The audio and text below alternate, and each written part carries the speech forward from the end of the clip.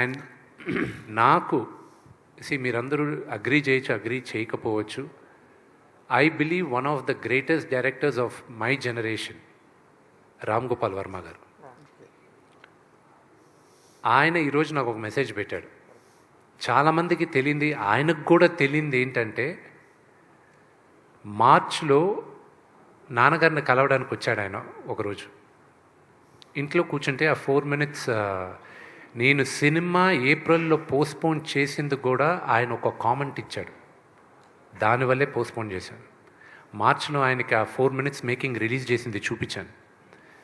చూపించిన తర్వాత నాన్నగారు అందరూ చేసిన తర్వాత బీవీఎస్ రవి అన్నాడు, సార్ నేను సినిమా మొత్తం చూశాను సార్, ఎక్స్ట్రాడినరీ సార్, గ్రాఫిక్స్ లేకుండా చూశాను సార్, అది కానీ వస్తే మాత్రం నెక్స్ట్ లెవెల్ సార్ మూవీ అది ఇది.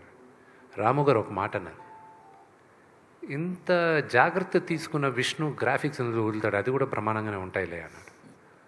ఆ భయానికే నేను అది పోస్ట్పోన్ చేసేసాను. This is no way I can do it అని.